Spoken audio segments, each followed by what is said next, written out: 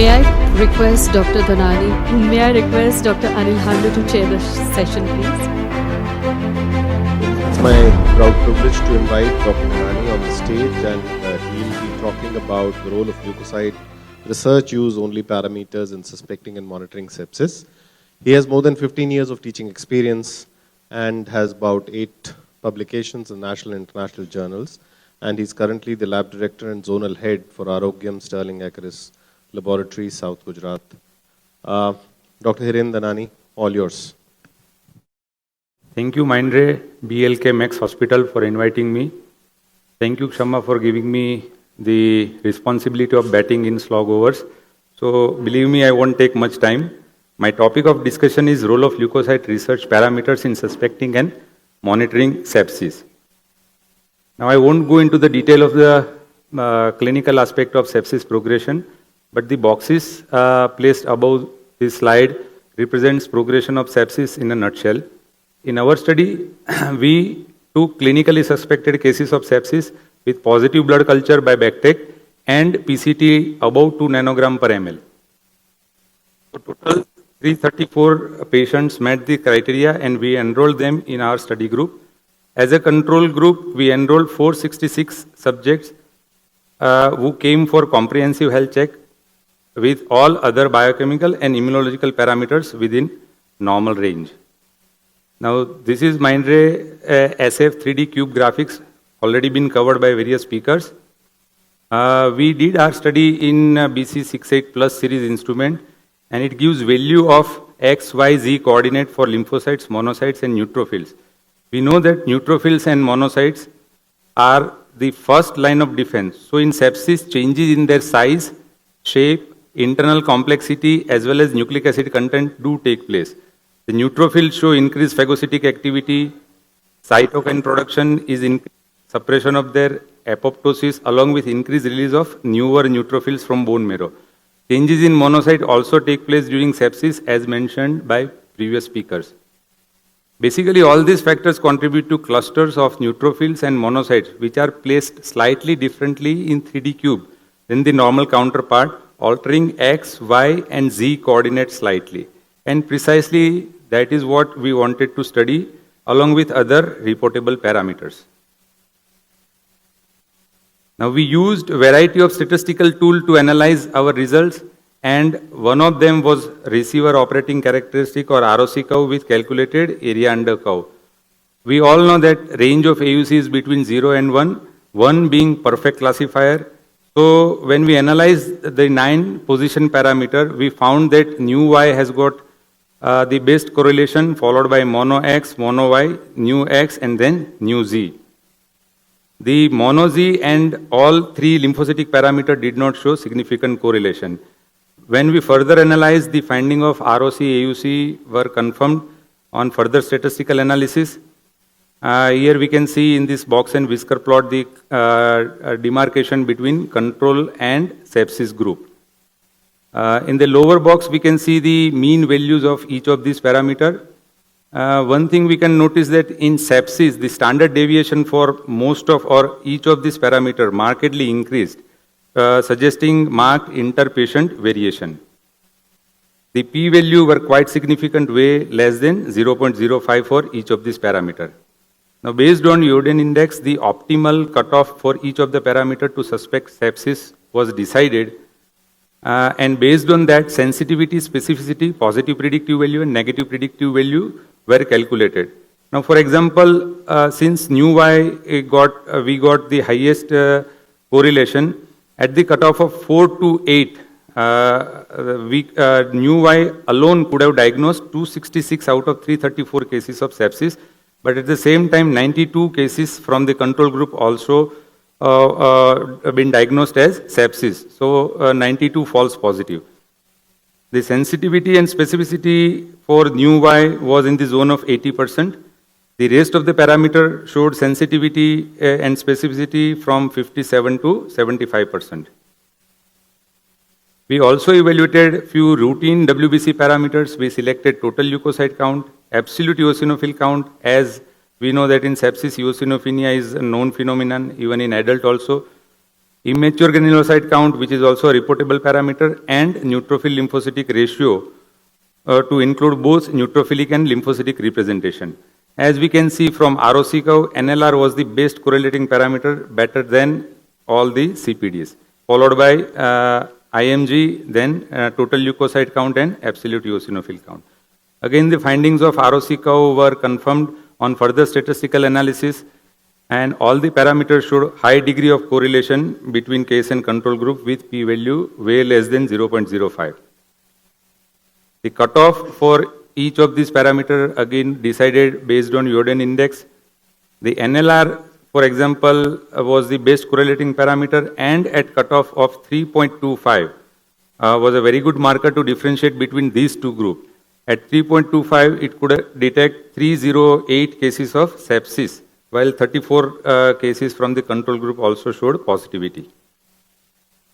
Now, this particular slide summarizes all performance of all the parameters in a single bar chart. NLR and IMG were clearly most correlating parameter, followed by nu Y, total leukocyte count, then mono X eosinopenia, and mono Y, nu X, and nu Z were the least correlating parameter out of 9 studied. Now, though NLR was the most correlating parameter, it had quite a few false positives and false negatives. So we thought of somehow integrating these parameters and see whether we can increase sensitivity and specificity further. And for that, we did multivariate logistic regression analysis or logic model. It is a non-linear statistical analysis used to classify into two different groups. That is, in present study, whether sepsis is present or not. The output is always between 0 and 1, 0 being likelihood of disease nearly 0% and 1 being chances of disease highest. We call them sepsis prediction score or SPS model, and permutation and combination of various WBC reportable and research parameters were carried out. In this particular slide, 3 different SPS models are shown out of many we evaluated. In SPS1 model, we combined only reportable parameter and we got improved result with area under curve of 0.989. In SPS2 model, we integrated all 5 WBC position parameters which were statistically significant, and again we got improved area under curve of 0.950, better than individual parameters. In the third SPS model, we used a combination of reportable and research parameter. We used 5 most correlating parameter and we got the area under curve of 0.997. But the best correlation was found when we combined all 9 parameters and look at the ROC curve, which gave us area under curve of 0.999, means a perfect classifier.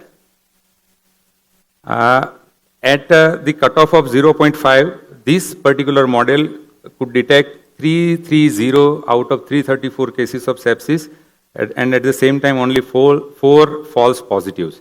So sensitivity was 98%, while specificity was almost 99%, with positive and negative predictive value close to 99%.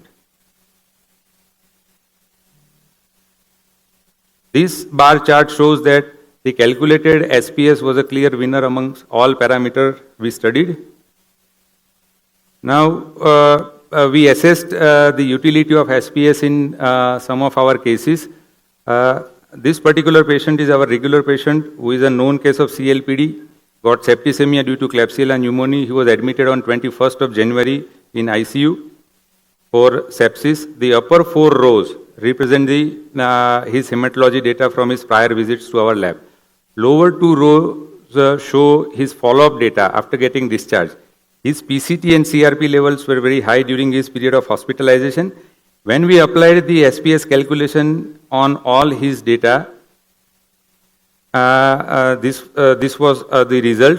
As we can see, SPS score was always above 0.5 during the period of hospitalization, and then gradually decreased, and in follow-up, it was below 0.5. This is another example of a case where 63-year-old male patient got admitted on 19th December. This table shows his clinical progress as well as CBC finding during his visit, during his hospitalization.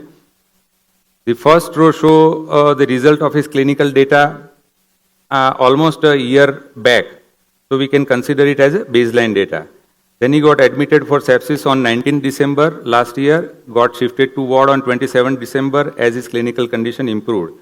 He remained admitted till 12th of January this year for dialysis and for the treatment of acute renal injury.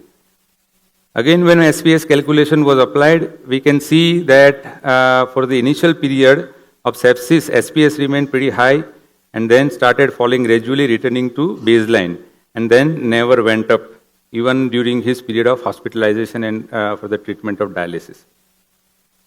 This is the last case, third case of a 57-year-old male patient who got admitted with small bowel infarction and then progressed into septic shock, unfortunately succumbing on 23rd of January. Here also his PCT levels were pretty high and he was admitted in ICU. In this also, when we did SPS calculation, during his ICU stay, the score was clearly above 0.5. But still, I would say a lot of work needs to be done, and more deeper and robust analysis is needed before a parameter like this can be included in research or as a flag. So my message from the study is, it is nearly impossible to comprehend data from modern day, what modern day cell analyzers are throwing at us. And in fact, we may not be doing justice with the technology, as subtle changes in values may often go unnoticed.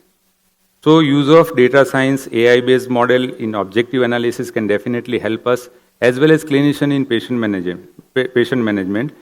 It is always better to combine the parameters to negate the false positives and false negatives associated with individual parameters. With that, I conclude my presentation. Thank you. With improvement in this. Yes, sir, definitely. So it helped us in monitoring also. These were the few cases out of 356 or 344 cases that we studied. And definitely, when we combine all the parameters, the sensitivity, specificity is always improved.